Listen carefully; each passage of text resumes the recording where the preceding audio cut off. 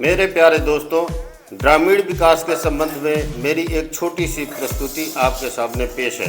दोस्तों, बड़े सौभाग्य की बात है कि आप लोगों के सामने आज मैं प्रस्तुत हूं और अपने जीवन वृत्तांत का एक स्टार्टिंग पहलू आपके सामने पेश करने जा रहा हूं। जैसा कि आप अच्छी तरह से विदित है कि जननी जन्मभूमिश्च स्वर्गादपि गरीयसी, ये भारत माता, ये जननी जहाँ पर हम पैदा हुए, जिस देश में पैदा हुए, वो स्वर्ग से भी महान है। इसी प्रसंग में मैं प्राथमिक विद्यालय यहाँ से किया, जूनियर हाई स्कूल यहाँ से पढ़ा और हाई स्कूल की स्टडी यहाँ से किया। उस समय की बात बताता हूँ कि प्राइमरी स्कूल में कई टूर्नामेंट, कई रैली होती थी और वो रैली से हम लोग भाग लेते थे। पीटी, ड्रिल, लेजिम, डंबल, बाड़ी, पता नहीं क्या क्या चीज़ें यहाँ पर होती थी प्राइमरी स्कूल में। जूनियर हाई स्कूल में दौड़ प्रतियोगिता, डिस्ट्रिक्ट लेवल पर जाके हम भाग लिया करते थे। हाई स्कूल में खेल प्रतियोगिता होती थी और रैलियाँ होती थी। फुटबॉल मैच कई स्कूलों के बीच में होता था। जेवलिन थ्रो, भाला जंप जिसको बोलते हैं, गोला फेंकना, डिस्कस थ्रो और तरह तरह के कार्यक्रम भी हुआ करते थे। आज बड़े दुख के साथ कहना पड़ता है कि ये सब चीज़ें शून्य के माफिक हैं। मैं किसी पार्टी विशेष की बात नहीं कर रहा हूँ, न भारतीय जनता पार्टी या अन्य पार्टियों के बारे में बोल रहा हूँ। जब पार्टियां हारती है, जैसे हम यहाँ पर देख रहे हैं कि यहाँ के सांसद भी सपा के हैं और विधायक भी सपा के हैं, जिसमें बीजेपी हार चुकी। इसका मंथन करने के लिए दिल्ली में बड़ी बड़ी मीटिंग होती है, बड़े बड़े कार्यकर्ता जाते हैं, लेकिन ये नहीं समझ में आता कि क्या उन्होंने एजुकेशन सिस्टम के बारे में कहीं बात किया। ग्रामीण स्कूलों में स्तर इतना गिर गया कि किसी भी सरकारी स्कूल, प्राइमरी स्कूल में बच्चों की संख्या 20, 30, 40 से ज़्यादा नहीं है।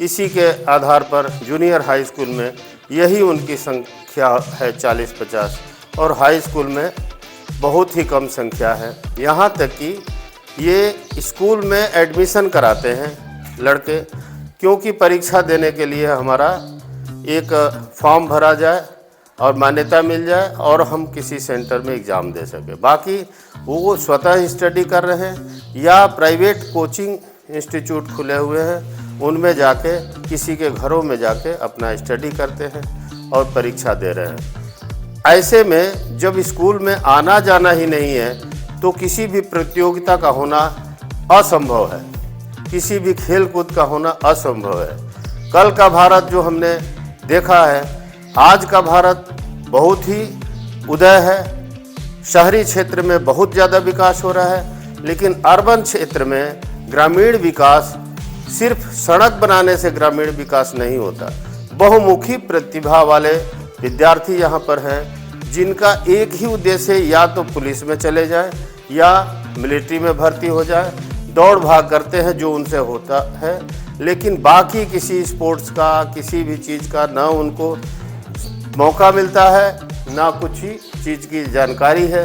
और पढ़ाई तो शून्य मात्र है इन स्कूलों में, सरकारी स्कूलों में। बस लैब के बारे में भी मैं देखा बंद पड़े हैं। हम लोग उसी में प्रैक्टिकल किया करते थे। प्रैक्टिकल का एग्ज़ाम होने के लिए आता था दूसरे से कोई एग्जामिनर, और वहाँ से हम लोग परीक्षा उत्तीर्ण करते थे।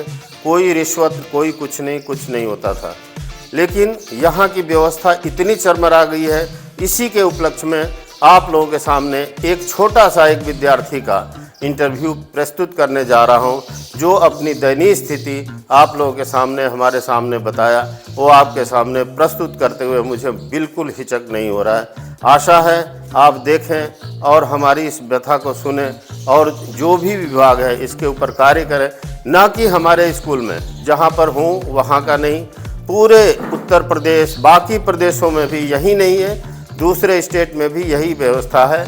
और इसका बच्चों के ऊपर क्या असर पड़ेगा, कल के भविष्य हैं। सब लोग अपने लेक्चर में, भाषण में देता है कि बच्चे हमारे देश के भविष्य हैं। जिस बच्चों का स्कूलिंग नहीं है तो उनका भविष्य कहाँ से हम देख सकते हैं। आज इसी क्षेत्र से हम कितने लोगों का नाम बता देंगे जिसमें इंजीनियर, डॉक्टर, मिलिट्री के बड़े बड़े ऑफिसर, पुलिस ऑफिसर सब कुछ है। लेकिन आज क्यों यहाँ के विद्यार्थी सिर्फ सिपाही में भर्ती होने के लिए परिकल्पना करते हैं, मिलिट्री में एक सिपाही भरने के लिए चाहते हैं, या प्राइवेट में कोई भी नौकरी तब मिल जाए, लेबर का ही सही, वो मिल जाए जाके अपना जीवन भरण पोषण कर सके। इसके अलावा कोई ऑफिसर के बारे में सोचता भी नहीं, सोचने की क्षमता ही खत्म हो चुकी। हमारे जो अभिभावक हैं वो अपने जीवन यापन में, कृषि कार्य में जितना भी हो सके भरण पोषण कर सके अपने परिवार का, बस उतना ही है। बच्चों को 10th क्लास तक पढ़ा सके कोचिंग से, चाहे जैसे भी, अपने बेटियों की शादी कर सके, और यही हमारा जीवन है। इसके अलावा हमारा कोई अस्तित्व नहीं। इस वीडियो में मैं एक ख़ास और जेन्युइन चीज़ रिकॉर्ड करना चाहता हूँ, क्योंकि इसी स्कूल से मैं पढ़ा, यहाँ ही प्राइमरी, इसी गांव में प्राइमरी स्कूल से पढ़ा, जूनियर हाई स्कूल से पढ़ा, महात्मा गांधी इंटर कॉलेज से पढ़ा। लेकिन आज मैं उस रास्ते से गुजरता हूँ तो मुझे बड़ी ही दयनीय स्थिति लगती है। आपका इसके बारे में क्या कहना है? प्राइमरी स्कूल की क्या व्यवस्था है? व्यवस्था अच्छी नहीं है। ज़्यादातर गांव के जो विलेज है वो यहाँ तक या तो ऐसे ही खाली पड़े रहते हैं, उसमें जो सफाई कर्मी होते हैं वो रोज़ के आते हैं और सफाई करते हैं और चले जाते हैं। और लड़के जहाँ तक है गांव के अधिकतर लड़के, अब सब लोग अपने चाहते हैं कि लड़के उनका पढ़ाई करें। वो जानते हैं कि सरकारी वो जो प्राथमिक विद्यालय उसमें पढ़ाई होगी नहीं, तो लोग जितने अपने लड़के हैं उनको सबको प्राइवेट में भेज रहे हैं। तो स्कूल और जूनियर हाई स्कूल में, जूनियर हाई स्कूल में जैसे होता है कि हमारा जो स्टेट बोर्ड होता है, जैसे कि हमारा यूपी बोर्ड है, तो यहाँ का जो लड़के होते हैं वो जैसे प्राइवेट में पढ़ते हैं लेकिन नाम उनका सरकारी में होता है। कि जैसे कि अगर 10th में जाए तो उनका यूपी बोर्ड से है होगा, और वो यूपी बोर्ड से अपन दे देंगे बस परीक्षा देने, बस परीक्षा देने के लिए। बाकी पढ़ाई प्राइवेट कोचिंग या प्राइवेट कोचिंग से। और यहाँ हमारे यहाँ जैसे हमने तो कोचिंग से ही किया। और स्कूल में बच्चे आते हैं, बच्चे जो आते हैं वो ऐसे ही आते हैं, उनमें पढ़ाई होता नहीं है, क्योंकि हम गए जाकर देखे हैं, वो मास्टर ज़्यादा इतने अच्छे से नहीं पढ़ाता जितने अच्छे से ट्यूशन टीचर पढ़ाते हैं। स्कूल में पहले स्पोर्ट्स की व्यवस्था होती थी, रैली होती थी, खेल कूद प्रतियोगिता क्या क्या होता था, क्या आजकल भी हो रहा है? वो क्या रहा है, जो ग्राउंड था वो भी उन्होंने वो पैक कर दिया, कांटे वाला वो तार होता है यहाँ हमारे। क्यों? अब वहाँ ये था कि जो ग्राउंड पे हम लोग खेलते थे तो कभी कभी बिगड़े लड़के थे वो लड़कियों को कुछ बोल देते थे, इसके चलते वहाँ का जो प्रबंधक है और क्या कहते हैं प्रिंसिपल थे, उन्होंने मिलकर वो खेल को घेर दिया। प्रबंधक कौन है? प्रबंधक हमारे यहाँ के हैं कन्हैया जी, कन्हैया सिंह। अच्छा, और यहाँ के सांसद विधायक ये सब? सांसद विधायक पहले थे वीरेंद्र सिंह मस्त, अब है सनातन पांडे। और कोई अंतर नहीं हुआ? अंतर नहीं हुआ, वैसे ही व्यवस्था चल रही है। तो यहाँ के बच्चों का ऐसे तो पूरा भविष्य अंधकार में है। लेकिन लड़के वही है जो माता पिता जानते हैं तो ट्यूशन में भेजते हैं। तो लड़के अपने पेरेंट्स को अगर बताया, पूरे पेरेंट्स इकट्ठा करके कहीं डीएम से या किसी से भी मिले, बात करें, ऐसा कोई अभी तक कोई? यहाँ कोई जागरूक ही नहीं, उनको अपने काम से मतलब है कि हमारा काम, हमारा बच्चा प्राइवेट में पढ़। आप क्या चाहते हैं, अगर कैसी व्यवस्था हो? हमारी सोच के अनुसार हर स्कूल में ऐसी व्यवस्था होनी चाहिए कि लड़के को हर टाइप का शिक्षा दे, मतलब हर क्षेत्र का, जैसे उसको खेल में भी चाहिए, पढ़ाई में भी, और डांसिंग, स्विमिंग, मतलब सब चाहिए, जैसे कि लड़के को हर क्षेत्र में उनका बढ़ सके आने वाले जैसे। लेकिन यहाँ पर कुछ भी नहीं है, पढ़ाई की भी नहीं, क्लास में लैब वगैरह, लैब बंद है, ताला बंद है, और उसमें सामान भी नहीं, सामान है लेकिन सामान ऐसे खराब हो गया। और क्या इंस्पेक्शन कभी नहीं होता कहीं किसी का? नहीं होता, इंस्पेक्शन भी होता है तो वो आते हैं, 2-3 वो होते हैं, क्या करते हैं, जो हम लोग परीक्षा देते हैं तो वो आते हैं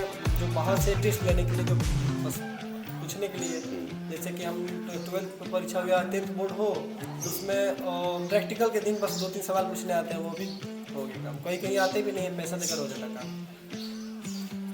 चलो, thank you. Please like and subscribe my channel, and thanks for watching my video, and thanks again.